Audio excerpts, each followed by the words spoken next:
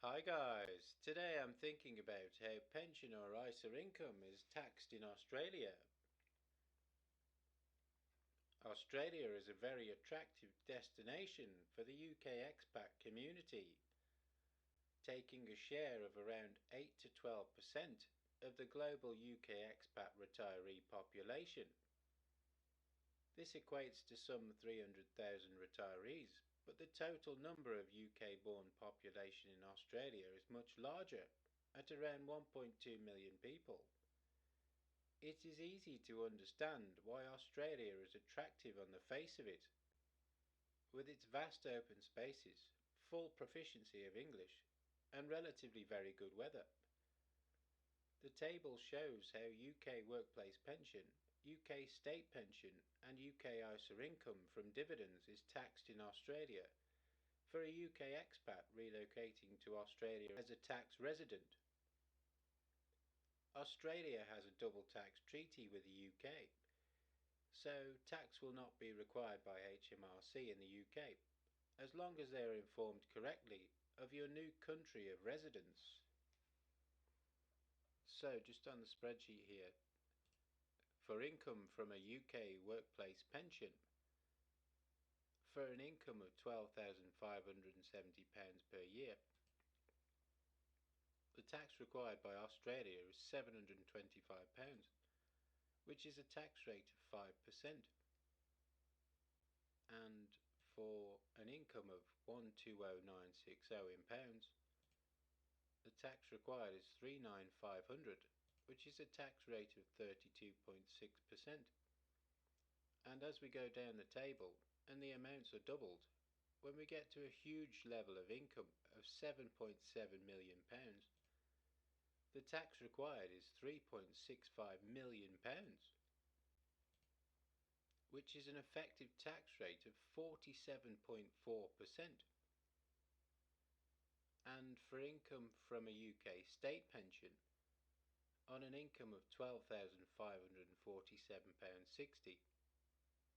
the tax required is £800, which is a tax rate of 6.4%.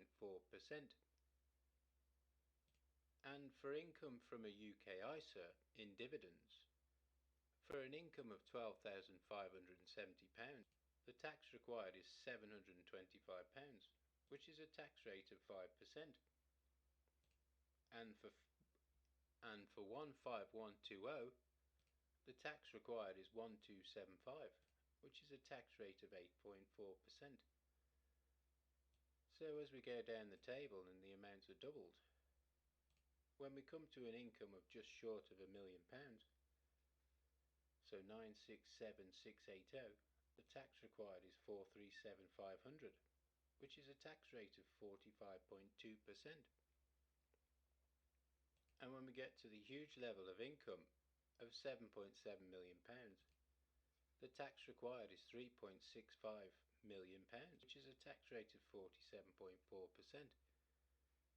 So when comparing the amount of tax on the workplace pension income to the amount of tax from the ISA, the amounts are exactly the same, so the same level of tax is required.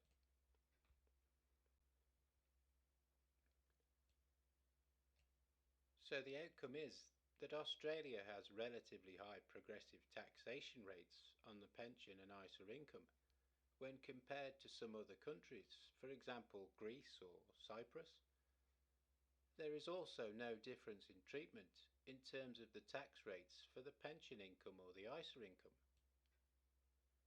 It is hard to understand why Australia is attractive, at least in terms of taxation, for someone with a high level of income from an ISA, as the income would not be taxed at all in the UK.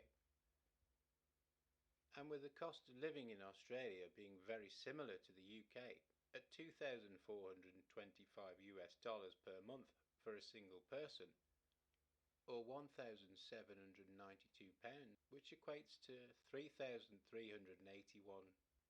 Australian dollars, it would be impossible to survive on a UK state pension alone, which is a payment of £1,045 per month. from the tax year 2026-27,